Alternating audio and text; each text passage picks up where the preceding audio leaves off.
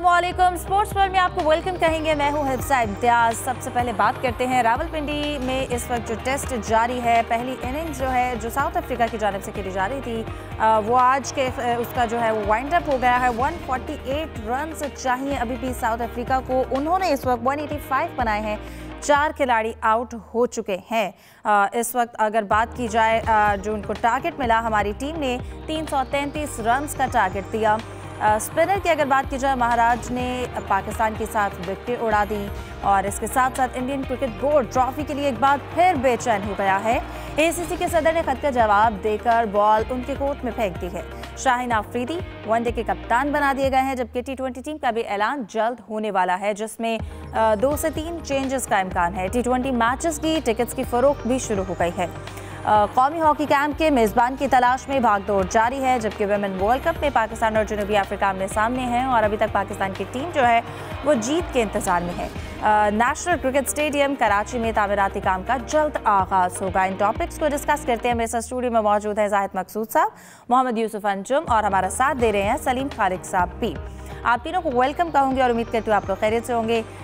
सलीम साहब, आपसे आगाज़ करती हूँ। कहिएगा, इस वक्त आज दूसरा दिन है रावलपिंडी टेस्ट का और सबसे पहले मैंने जो करंट स्कोर है वो तो बता दिया। हमने 333 का टारगेट दिया, 185 बनाए हैं। इस वक्त साउथ अफ्रीका ने 4 खिलाड़ी आउट हैं। स्टब्स एक अच्छी इनिंग्स खेल कर गए हैं साउथ अफ्रीका की जानिब से, लेकिन जो हमने टारगेट दिया है, अगर सबसे पहले हम पाकिस्तान की बैटिंग पे बात करें, क्या कहेंगे, हम क्यों लड़खड़ा जाते हैं? सिर्फ 17 रन में हमने अपनी 5 विकेट्स गंवाई हैं। हिफ्जा, कल ही हमने ये बात की थी कि आखिरी एक मंजा हुआ प्लेयर है और अगर ये आउट हुए, दोनों में से कोई एक भी अगर आउट हुआ तो फिर वो लाइन लगेगी और सारे बाद में बॉलर्स हैं। हम इनको प्रॉपर ऑलराउंडर भी नहीं कह सकते, क्योंकि टी20 और टेस्ट क्रिकेट में फ़र्क होता है। टी20 में तो चलो 1-2 छक्के लगा लेते हैं, लेकिन टेस्ट में ऐसा होता है कि आपको प्रॉपर खेलना पड़ता है। तो वही जो खदशात थे वो हकीकत का रूप धार गए और बहुत जल्दी पाकिस्तान की विकटें गिरी। जैसे आपने बताया, 17 रन पे आखिरी 5 विकटें गिरी। सऊद सही खेले, सलमान भी ठीक खेले, लेकिन बाद में जो लाइन लगी वो हमारा जो इस पूरी सीरीज़, बल्कि हमेशा एक हमारा रहा है स्टाइल के, एक विकेट जाती है, साथ में 2 या 3 साथ लेकर जाते हैं। तो ये लोअर ऑर्डर की परफॉर्मेंस हमारी बहुत ख़राब रही और कल ही जो जनूबी अफ्रीकी टीम थी उसने यही ख्याल ज़ाहिर किया था, यही अज़म ज़ाहिर किया था कि हम पाकिस्तानी लोअर ऑर्डर को जल्दी आउट करके उसके बाद अपने मैच में गिरफ्त मजबूत करने की कोशिश करेंगे। बैटिंग भी साउथ अफ्रीका की बुरी नहीं है, बेहतर है बैटिंग। 2 उनके जो प्लेयर हैं स्टब्स, और उन्होंने बड़ी अच्छी इनिंग खेली, जोरजे ने अच्छी इनिंग खेली। तो हमारे स्पिनर्स उतने इफ़ेक्टिव नहीं रहे, गो के 2 विकेटें मिल गई हैं आसिफ को, लेकिन जिस तरह पहले मैच में नज़र आ रहा था उस तरह अभी तक ऐसे इफ़ेक्टिव नज़र नहीं आए हैं। तो पाकिस्तान को चाहिए कि जितनी जल्दी विकेटें मिलें बाकी वो हासिल करें, क्योंकि पिछला मैच हम जो जीते थे उसकी वजह एक ये थी कि 100+ हमारी लीड थी। उसके बाद सेकंड इनिंग में हमारी बैटिंग बुरी तरह कोलैप्स हुई थी, लेकिन क्योंकि हमारे पास पहले से ही रन्स मौजूद थे इस वजह से हम लोग सर्वाइव कर गए थे। लेकिन अगर अभी हमने साउथ अफ्रीका को अपने स्कोर के करीब पहुंचने दिया तो फिर विकेट तो मुश्किल होती जाएगी। यहाँ पर फिर हमें भी मसाइल का सामना करना पड़ेगा।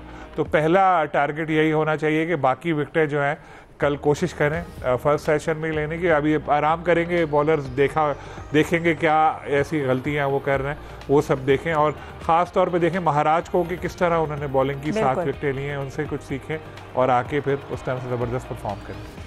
जाहिद साहब, महाराज की बात की, साउथ अफ्रीका को ये चेंज लगता है अच्छा रहा उनके लिए? क्या उनकी जो बॉलिंग है वो बहुत आउट क्लास थी या हमारे जो बैट्समैन हैं उनके पास टेक्निक्स नहीं है उतनी अच्छी? देखिए हिफ्जा, महाराज जो है पहले टेस्ट के लिए दस्तियाब नहीं थे। जब साउथ अफ्रीका की टीम आई है तो उन्होंने पहले बता दिया था कि लाहौर टेस्ट नहीं खेलेंगे, अलबत्ता रावलपिंडी टेस्ट में वो शामिल होंगे। तो अंडरस्टूड था उनका आना भी और प्लेइंग 11 में शामिल भी होना। और आज जैसा कि आपने भी जिक्र किया और सलीम खालिक साहब ने भी जिक्र किया कि जब एक विकेट गिरी पाकिस्तान की, सलमान आगा आउट हुए और फिर पाकिस्तान की झड़ी लग गई, जैसे लाहौर टेस्ट की दोनों इनिंग्स में हुआ था। कभी तो 16 रन के इजाफे से 5 गिरती हैं, कभी 21 रन के इजाफे से गिरती हैं, 17 रन के इजाफे से गिर गई। यानी कि टेल एंडर जाकर कोई अपनी विकेट पर जमना चाहता ही नहीं है। अब इस विकेट पर ज़रा देखिए, शाहीन अफरीदी साहब ने जैसी शॉट खेली है, लगता है वो टी20 खेलने जा रहे हैं। ऐसी थी नहीं, यहाँ रुक कर खेलना था। जहाँ तक कैशव महाराज की बॉलिंग का ताल्लुक है तो बॉलिंग मेरे नज़दीक कम से कम जितना मेरा पुअर नॉलेज है, कोई बहुत आउट क्लास बॉलिंग नहीं थी। उन्होंने पिच का सही इस्तेमाल किया, स्लो गेंदें की हैं लोपी लोपी और कई विकेटें तो हमने खुद गवाई हैं। और फिर ज़ाहिर है 7 विकटें ली उन्होंने, 2 विकटें पहले दिन ली थी, 5 विकटें आज उन्होंने ली हैं। और इसी तरह से जब साउथ अफ्रीका की आज बैटिंग शुरू हुई है तो उन्होंने एक अच्छा आगाज़ दिया है, लेकिन थोड़ा सा साउथ अफ्रीका के नुक्ता नज़र से अगर देखा जाए तो एडन मरकरम जो है, जो उनके कप्तान भी हैं, जिन पर भारी जिम्मेदारी भी आयद होती है और बहुत बड़े खिलाड़ी हैं, जिसका हम पहले भी कई दफ़ा जिक्र कर चुके हैं, वर्ल्ड टेस्ट चैंपियनशिप के फाइनल की सेंचुरी भी सबको याद है। तो उन्होंने बिल्कुल सब्र का दामन छोड़ दिया और फिर छक्का मारने की कोशिश में साजिद खान को अपनी विकेट गवा कर चलते बने। लेकिन उसके बाद जो दोनों बैट्समैन आए उन्होंने बहुत रोक कर और बहुत मोहतात से खेला, बहुत स्लो खेला। बल्कि मुझे तो AB डिविलियर और हाशिम आमला की वो इनिंग्स याद आ रही थी जो इंडिया में वो खेले थे और 150 गेंदों पर 20 रन बनाए थे दोनों ने। बाद में आहिस्ता आहिस्ता उन्होंने बहुत बड़ी इनिंग्स भी खेली और मैच भी बचाया, तो बहुत समझदारी के साथ विकटें बढ़ाई। आखिर में आकर 2 विकटें गिरी हैं जो आसिफ अफरीदी ने ली हैं। मैं समझता हूँ वो जो ट्रेविस की विकेट थी उनकी, ब्रेविस की, वो बहुत कीमती विकेट है, वो 0 पर आउट हुए हैं, बड़े ख़तरनाक हैं। लाहौर में तो एक मौके पे लगता था कि शायद अगर थोड़ी देर विकेट पर रुक जाएंगे तो पता नहीं कहाँ पर ले जाएंगे। एक अच्छा स्कोर है, मैं समझता हूँ कि अब दिखाई देता है आखिरी 2 विकेटें गिरने से कि आज मैच तकरीबन बराबर रहा है। और पहली इनिंग्स में जो भी टीम लीड लेगी यकीनन उसकी बालादस्ती या उसकी कहना चाहिए वो मजबूत होगी, क्योंकि पहले मैच में तो 109 रन की पाकिस्तान ने बढ़तरी ले ली थी, इतनी दिखाई नहीं देती। अब देखना ये होगा कि इनके टेल एंडर्स को जल्दी आउट कर पाते हैं या नहीं, क्योंकि मैथ्यू सामियन के जो बैटिंग ऑलराउंडर है उसके बाद वो आएंगे। अभी ये दोनों अच्छे हैं, विकेट पे जमे हुए हैं, खेल भी रहे हैं, तो इसके बाद इतनी ज़्यादा बैटिंग नहीं है। वैसे तो आपको पता है कि पूरी दुनिया की टीमें अगर पाकिस्तान से कंपेरिजन कर रहे हैं, उनका 11 नंबर का खिलाड़ी भी कुछ ना कुछ स्कोर कर जाता है। और रबाटा आपको याद होगा एक मैच जितवा कर ले गए थे साउथ अफ्रीका में, इतनी अच्छी उन्होंने बैटिंग की थी। लेकिन पाकिस्तान को रोकना होगा इनको, फिर जैसा कि एक प्रेडिक्शन की भी जा रही थी कि तीसरे दिन चौथे दिन विकेट पर क्रैक्स पड़ेंगे और टूटेगी, फिर शायद ये स्पिनर्स को ज़्यादा हेल्प करेगी। लेकिन आज इन आखिरी 2 विकेटें गिरने से पहले की अगर बॉलिंग देखी जाए तो शाहीन अफरीदी लगता था कि स्पिनर्स से ज़्यादा अच्छी गेंदें कर रहे हैं और एंड पे 2 विकेटें मिली। वो पाकिस्तान का एक प्लस पॉइंट है कि जाते जाते कम से कम उनके 4 खिलाड़ी आउट कर लिए। कल का दिन जो है इंटरेस्टिंग होगा तीसरे दिन, और देखना होगा कि लंच से पहले पाकिस्तानी टीम किस कदर जो है अपना विकेटें लेने में कामयाब होती है। यूसुफ, इस वक्त अगर बात की जाए जो आज कई इनिंग वाइंड अप हुई, इस वक्त वेरान और स्टब्स जो थे वो क्रीज पर मौजूद है और स्टब्स अब तक 68 रन्स बना चुके हैं। आपको लगता है कि कल पिच जो है वो कितनी डिफरेंट होगी और फास्ट बॉलिंग को आपको लगता है कि वो वहाँ पर मददगार साबित हो सकती है? देखें, ये जो पिच है ये लाहौर से तो कदरे मुख्तलिफ दिखाई देती है। यहाँ पर बॉल इतना ज़्यादा टर्न नहीं हो रहा, स्लो भी रुक कर भी आ रहा है। तो जिस तरह हमने देखा कि लाहौर टेस्ट में नुमान अली छाए रहे थे दोनों इनिंग्स में, लेकिन इस दफ़ा जो आज के उन्होंने 21 ओवर करवाए, लेकिन अभी तक उनको वहाँ से वो जो स्पिन उनको मिलना चाहिए तो वो नहीं मिल पाया। तो इस यहाँ की थोड़े कदरे मुख्तलिफ विकेट दिखाई दे रही है यहाँ पर। मेरे ख्याल में आइंदा जो आने वाले दिन है, कल का और आगे जो दिन होंगे, वहाँ पर बॉलर को खासी मेहनत करना पड़ेगी आउट करने के लिए। आज भी हमने जिक्र किया कि पाकिस्तान की टीम अचानक आउट होना शुरू हो गई, हालांकि 1 घंटा पहले वो यही विकेट था जो अच्छा खेल रहा था। और जैसी पाकिस्तान टीम का ड्रिंक ब्रेक वो उसके बाद ऐसे लगा कि शायद पाकिस्तानी खिलाड़ियों को याद आया कि हमारी चाय कहीं ठंडी ना हो जाए, और अपने साथी बल्लेबाजों को वो देखकर ही चाय का कप पकड़ा, मैं भी होकर आता हूँ। तो ऐसे ही दिखाई दे रहा था कि ये तीसरा मौका है, पहली या दूसरी दफ़ा ऐसा नहीं हुआ कि हम अचानक सब चीज़ें कोलैप्स हो गई। ये कि 17 रन के अंदर 5-5 विकेटें गिर गई। पहली इनिंग्स में 16 रन के इवज 5 विकेटें गिरी, फिर 70 रन की आज फिर 70 रन के इवज हमारे 5 खिलाड़ी आउट हो गए। तो ये मेरे ख्याल में जो बेंच पर बैठे हैं लोग, उनको सोचना चाहिए कि पाकिस्तान को ये खिलाड़ी को ये बावर भी करवाना चाहिए कि हम T20 क्रिकेट नहीं खेल रहे भाई, हम टेस्ट क्रिकेट यहाँ पर खेल रहे हैं।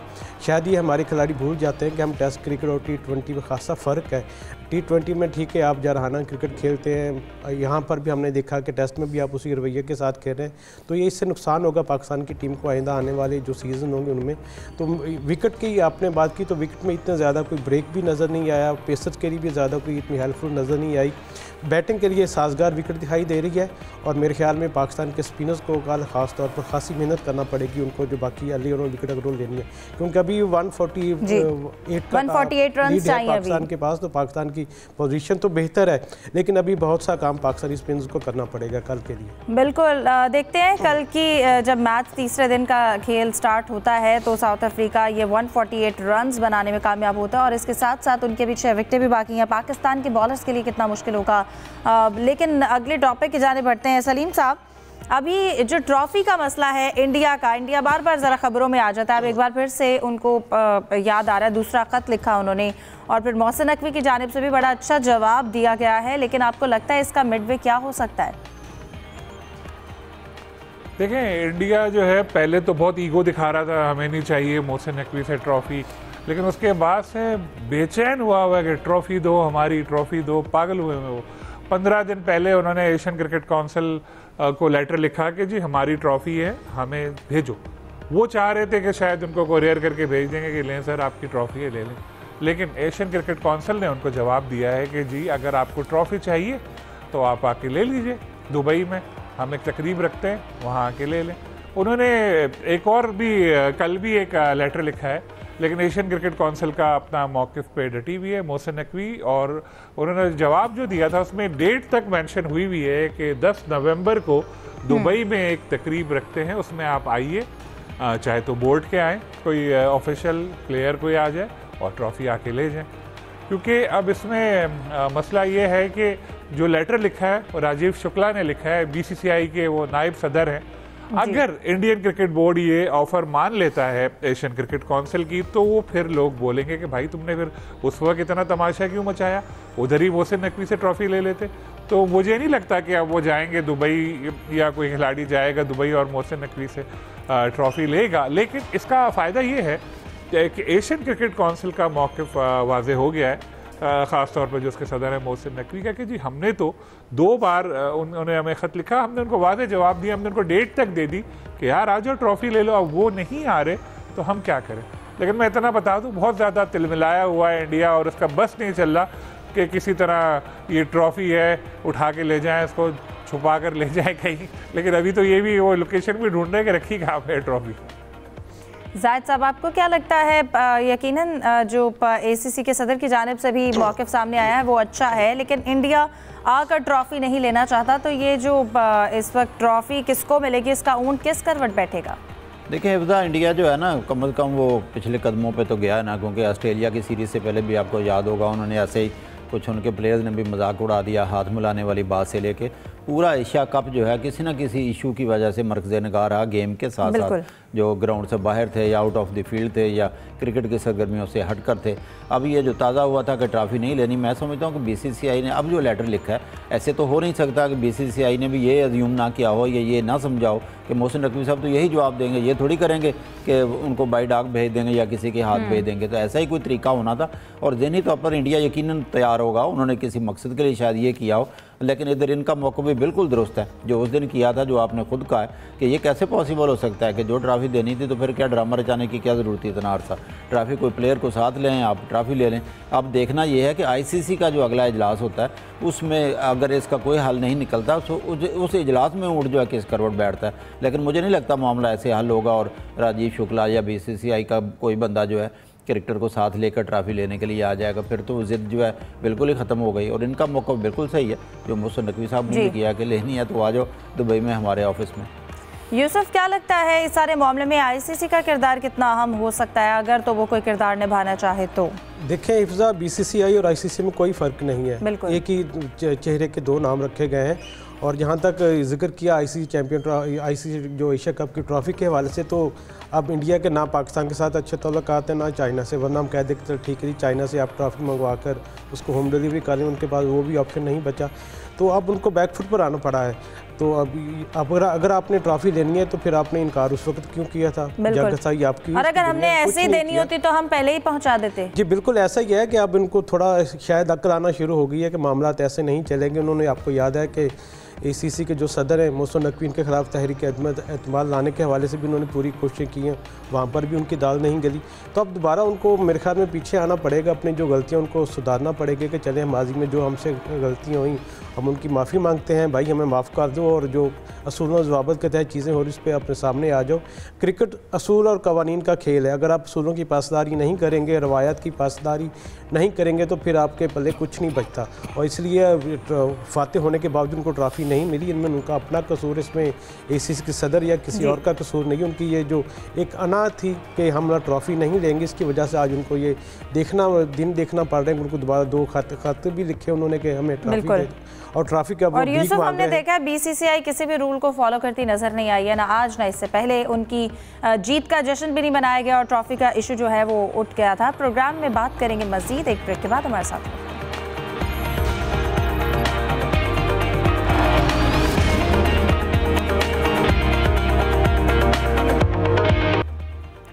Welcome back. सलीम साहब, आपकी जानिब आऊँगी।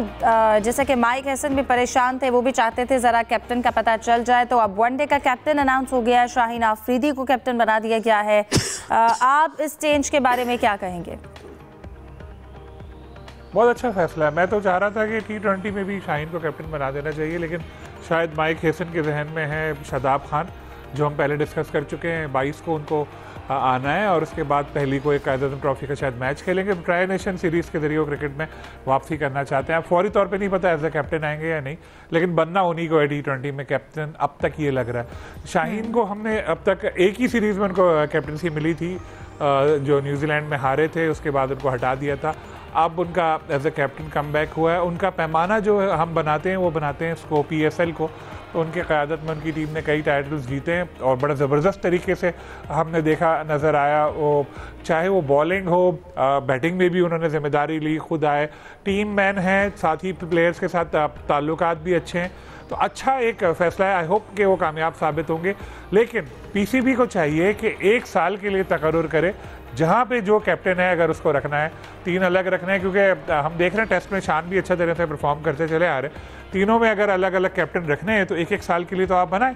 उससे ये होगा कि एक क्लैरिटी होगी और प्लेयर अपनी टीम भी बना सकेगा, दूसरे प्लेयर्स को भी पता होगा कि यार ये 1 साल के लिए आया है। क्योंकि जितना मैंने जो प्रेस रिलीज कल देखी थी उसमें ये लिखा था कि साउथ अफ्रीका के खिलाफ सीरीज़ के लिए शाहीन आफरीदी को कैप्टन बनाया गया है। तो ये तो बस 3 मैच होने, उसके बाद श्रीलंका से मैच होने, यानी अभी इन 3 मैच के बाद फैसला होगा श्रीलंका के खिलाफ वो होंगे या नहीं होंगे, फिर आगे होगा।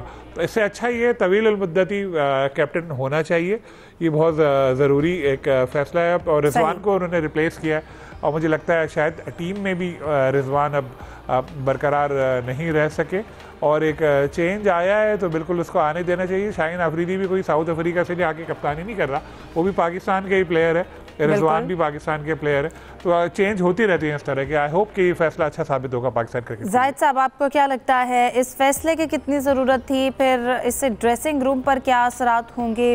शाहीन आफरीदी को कितना सक्सेसफुल कैप्टन देख रहे हैं? 2023 से लेकर अब तक म्यूजिकल गेम चल रही है कप्तानों की। 4 या 5 प्लेयर्स को कभी एक को उतार दिया, कभी एक को बना दिया। आपको याद होगा जब मोहसिन नकवी साहब आए थे तो उस वक्त जो है शाहीन अफरीदी कैप्टन थे T20 के न्यूजीलैंड की सीरीज़ में। आते ही उन्होंने उनको उतारा, बाबर आजम को वापस ले आए और फिर उस वक्त से हम देख रहे हैं कभी कोई कप्तान बन जाता है, कभी कोई बाहर हो जाता है। और इस तरह से मेरा ख्याल है अगर लंबे अरसे के लिए बनाएंगे, क्योंकि बाकी मुल्कों में कप्तान बनाया जाता है, इसके लिए टाइम चाहिए, 1.5-2 साल 2.5 साल किसी को रखेंगे वो हारे या जीते। लेकिन पाकिस्तान में सीरीज़ टू सीरीज़ और मैच टू मैच गालबन कप्तान का पैमाना बनाया जाता है। ज़ाहिर है हम भी बेसब्रे लोग हैं, हम तनकीद भी शुरू कर देते हैं। ये वही रिजवान है जिसने ऑस्ट्रेलिया के ख़िलाफ़ सीरीज़ जीती, जो बड़े बड़े कप्तान नहीं जीत सके। मुझे आज भी वसीम अकरम का बयान याद है, जो ये कहते थे कि ऑस्ट्रेलिया में एक भी मैच जीत जाएंगे तो बड़ा कमाल होगा, और फिर साउथ अफ्रीका में भी सीरीज़ जीती। उसके बाद 2 सीरीज़ बहुत गंदी गई, रिजवान की चैम्पियन ट्रॉफी और वेस्ट इंडीज़। उस वक्त इसका भी खोज लगाना चाहिए था कि जो टीम बहुत अच्छी बनी हुई थी, इस टीम को आया है कि यकायक क्या हो गया। तो मुझे तो यूँ लगता है बहरहाल के बाबर आजम और रिजवान को हमने खुद ज़ाया किया, बहुत ज़्यादा तनकीद भी उन दोनों पर की गई और बार बार कप्तान भी चेंज किए गए। ऐसा करना नहीं चाहिए। हमारी ख्वाहिश शाहीन अफरीदी के साथ है, बहुत अच्छे कप्तान हैं, बहुत अच्छे इंसान भी होंगे यकीनी तौर पे, और क्योंकि फ़ाइटिंग भी हैं, आप रिदम में भी दिखाई देते हैं। लेकिन हमारे यहाँ एक ट्रेजेडी और भी है कि जो प्लेयर हमारा T20 में अच्छा खेलता है तो उसको कहते हैं टेस्ट कैप दे दो, जो टेस्ट में अच्छा खेलता है उसको कहते हैं अब कप्तान बना के T20 में ले आओ। तो हमारा कहीं ना कहीं हम स्टे नहीं करते इस फैसले पे कि जिस फॉर्मेट में जो खेलता है उसको बना देना चाहिए। अगर सीरीज़ की परफॉर्मेंस देखनी है, team no doubt Asia cup के फाइनल में पहुंची और सबसे ज़्यादा तनकीद तो सलमान आगा पे हुए, ना वो स्कोर कर सके, ना ही उन मैचों में अच्छी परफॉर्मेंस दिखा सके एज अ कैप्टन जिन पर पूरी दुनिया की नज़रें लगी हुई थी। तो वो सलमान आगा तो अपनी जगह पर कायम है। अगर ये कहा जाए, जो कि मीडिया में भी ये चीज़ें आ रही हैं कि माइक हैसन जो है वो रिजवान को नहीं चाहते थे, तो माइक हैसन के कहने पे कप्तान तो नहीं बनाना है, बोर्ड की जवाबदीद है, उसको कैप्टन जो बनाना है उतना ही दायरा इख्तियार होना चाहिए कोच का, जितना होना चाहिए, जितना इख्तियार होने चाहिए। तो मेरा ख्याल है बार बार कप्तान चेंज करने से हम टीम को भी नुकसान होता है, प्लेयर्स की आपस में भी रंजिशें बढ़ती हैं। तो बहरहाल मोहम्मद रिजवान के साथ कोई अच्छा सलूक किया नहीं, और मैं ज़ाती तौर पर अभी समझता हूँ कि अभी तो ऐसा दिखाई नहीं देता कि वनडे के अगर वो कप्तानी नहीं होगी तो वनडे की टीम में भी शायद जगह ना बना सकें। रिजवान ठीक है, थोड़ा सा एतमाद की ज़रूरत होती है कि बड़े प्लेयर को, कल तक यही रिजवान हमारी आंख का तारा थे। यूसुफ, आप इस हवाले से क्या कहेंगे? रिजवान को हटाकर शाहीन आफरीदी को कैप्टनसी का मौका देना? देखिए हिफ्ज़ा, कप्तान कैसे होंगे इसका फैसला तो अभी नहीं किया जा सकता, लेकिन इसकी जो टाइमिंग थी उस पर यकीन तौर पर मुझे भी एतराज़ है कि एक टेस्ट मैच चल रहा है जिसमें रिजवान ने अभी दूसरी इनिंग में बैटिंग भी करनी है, वो कीपिंग कर रहे हैं, तो आपने यकदम ऐसा क्या आफताब पड़ी थी कि आपने अचानक से फैसला कर लिया? सवाल ये है कि लॉन्ग टर्म परफॉर्मेंस को देखकर फैसला हुआ है या ये कोई इंस्टेंट रिएक्शन दिया गया? क्योंकि अभी तो हमें T20 मैचेस खेलने, उसके बाद ODI मैचेस हैं, तो फिर ऐसा क्या चीज़ ज़रूरत की कि आपको फौरी कप्तान चेंज करने की ज़रूरत पेश आ गई, और इस पर रिजवान को भी इतनी तो एतमाद में नहीं लिया गया होगा। हमारी यही पाकिस्तान क्रिकेट बोर्ड का अलमिया है कि जो सीनियर खिलाड़ियों को ड्रॉप किया जाता है या उनको कप्तानी से हटाया जाता है, फिर उनको बिठाकर समझाना चाहिए कि भाई आपके ये परफॉर्मेंस थी, हमारा ये आइडिया है कि हम 2027 का जो वर्ल्ड कप उसको देखकर हम एक नया कप्तान तैयार करना चाहते हैं। होना तो ये चाहिए था कि अगर आपने शहीनशाह अफरीदी को कप्तान बनाना है तो फिर उसको नायब कप्तान बना देते पहले आप सीरीज़ के लिए, उसके बाद जब दूसरी सीरीज़ आती है उसके लिए उससे पहले आप में भी आप चेंज कर सकते थे। और फिर 3 मैचों के लिए सिर्फ कप्तानी की अनाउंसमेंट की, उसके बाद श्रीलंका के साथ हमारे मैचेस हैं, उसके लिए भी इनको अनाउंस करना चाहिए था। फिर आपको अगर आपने 2027 के वर्ल्ड कप को जहन में रखा है तो फिर आपको इत्तेफाक करूँगा मैं सलीम साहब की बात से कि उनको 1 साल के लिए कम से कम अनाउंस कर देना चाहिए था। अब उनके सर पर तलवार लटकती रहेगी और लोगों दूसरे को भी इंतजार होगा, अगर ये सीरीज हार गया तो फिर हो सकता है कि बिल्कुल कॉन्फिडेंस देने की बहुत ज़रूरत है। PCB ने भी इस फैसले पर बड़े मिले-जुले रद्द-ए-अमल का इजहार किया है। इसके साथ साथ वनडे के बाद T20 का भी सलीम साहब टीम का जो है वो ऐलान होगा जल्दी, और उसमें भी 2 से 3 चेंजेस जो है वो एक्सपेक्ट की जा रही हैं। आपको लगता है नसीम शाह या इरफान न्याजी जैसे खिलाड़ी टीम को कितना बैलेंस कर सकते हैं?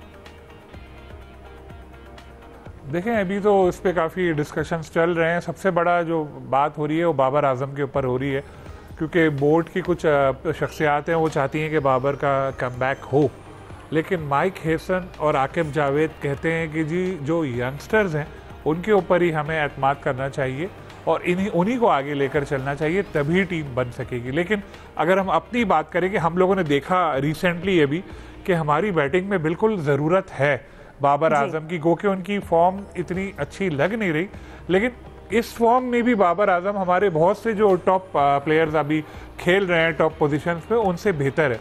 तो अब देखें फैसला होता क्या है, लेकिन मेरा ख्याल है ज़ाती के बाबर को बिल्कुल होना चाहिए। बाकी शायद इतनी ज़्यादा चेंजेस की ना जाए, 1-2 हैं जो शायद सरप्राइज हमें मिल सकते हैं, लेकिन बात ये है जब फाइनल होगी। आपको क्या लगता है कि टीम में T20 टीम को हमारे लिए कितना सरप्राइज होगा उस टीम के कॉम्बिनेशन में, और उसको कितना कंपोज होने की ज़रूरत है? हिफ्ज़ा, जिसका बड़ा शोर है ना मॉडर्न डे क्रिकेट का, उसका मुज़ाहरा हमने एशिया कप में देखा कि पहले 6 ओवर में जितना स्कोर बनता रहा सबके सामने 40, 45, 35 3 विकेटें गिरी हुई होती थी। बांग्लादेश में भी यही हुआ, एशिया कप के कई मैचेस में भी ऐसा ही हुआ। और जहाँ तक यंगस्टर का ताल्लुक है, सलीम भाई ने भी जिक्र किया, वो उसका मुज़ाहरा हमने टेस्ट में देख लिया कि 38-39 साल के आसिफ अफरीदी को भी हमें लाना पड़ा। तो जब तक कोई प्लेयर अच्छा खेलता है और आपकी टीम को काम दे सकता है और एक एंड आपका रोक सकता है, क्योंकि हमने पिछले मैचों में ये देखा है कि दोनों हम तेज़ खेलने वालों को या मॉडर्न डे क्रिकेट कह लें या हम चाहते हैं कि आएँ चौके छक्के लगाएं स्कोर बड़ा करें, वहाँ हम इतना कामयाब हुए नहीं हैं। तो एक एंड पे अगर बाबर को समझाया जाए कि आप जैसे खेलते हैं वैसे ही खेलें, एक एंड आप दें, बाकी जो हमारे प्लेयर हैं साइम हैं, साहबजादा हैं या फ़ख्र हैं, वो खेलते रहें ताकि विकटें ज़्यादा गिरे नहीं। जब पावर प्ले में ही विकटें गिर जाती हैं, टीम जो है डिफेंसिव हो जाती है, पिछले कदमों पर चली जाती है। तो बाबर की फ़िलहाल जगह तो बनती है। हाँ, ये इससे एग्री करते हैं कि वो इतना बड़ा स्कोर उन्होंने कहीं भी नहीं किया, तवक्कुआत बहुत ज़्यादा उनसे होती हैं और बहुत कम स्कोर कर रहे हैं। लेकिन जितने बड़े प्लेयर हैं, जितना बड़ा नाम है, अगर उनको इस सीरीज़ में मौका दिया जाए तो कम से कम ये भी तनकीद ख़त्म हो जाएगी कि उनको क्यों नहीं लेते, पता चल जाएगा वो किस हद तक फॉर्म में आ सकते हैं। बिल्कुल यूसुफ, और T20 के टिकट्स के हवाले से भी जो फ़रोख्त है वो शुरू हो गई है। पहला T20 रावलपिंडी और 2 लाहौर में होंगे। देखिए बिल्कुल, ये T20 के जो टिकट्स हैं ऑनलाइन उनकी फ़रोख्त का आगाज़ हो चुका है और इतने ज़्यादा महंगे टिकट्स नहीं रखे गए। रूटीन में जो माजी में हमने देखा कि बहुत ज़्यादा महंगे टिकट रखे जाते थे। पाकिस्तान क्रिकेट बोर्ड ये चाहता है कि स्टेडियम को ज़्यादा से ज़्यादा लोगों को लाया जाए और इसी की अट्रैक्शन के लिए उन्होंने ये जो टिकटों की सेल है वो भी कबल से शुरू कर दी है, क्योंकि टीम का ऐलान नहीं हुआ, लोगों को इंतज़ार है कि T20 स्क्वाड का ऐलान हो, जिसके बाद ही वो अपने टिकट्स की तरफ रजू करेंगे। तो जिक्र हो रहा था बाबर आजम और रिजवान का, तो हमारे ज़राए ने इस बात की कन्फर्मेशन की है कि अभी तक जो मुमकिन स्क्वाड पर तबादला ख्याल किया है उसमें रिजवान और बाबर आजम दोनों नहीं है। खुशदिल भी नहीं है और सैन तलत भी नहीं है। और पाकिस्तान क्रिकेट बोर्ड ने ये प्लानिंग की कि हमने क्योंकि वर्ल्ड कप जो अगले साल होना उसके लिए नौजवान खिलाड़ियों के साथ ही इस मैदान यंग टैलेंट को मौका देने के बारे में सोचा जा रहा है। यूसुफ, दीगर खेलों के हवाले से अगर बात करें, हॉकी का जो मसला है, हॉकी कैंप जिस वक्त मेज़बान की तलाश में है, क्यों चाहिए मेज़बान और क्या मसला है, मेज़बान मिल क्यों नहीं रहा? देखिए, हॉकी हमारा कौमी खेल है, लेकिन उसके साथ हमेशा सुनहरी मान जैसा सलूक किया जाता है। PHF का कहना है कि हमारे पास फंड्स नहीं हैं, कैंप कहाँ पर लगाएं।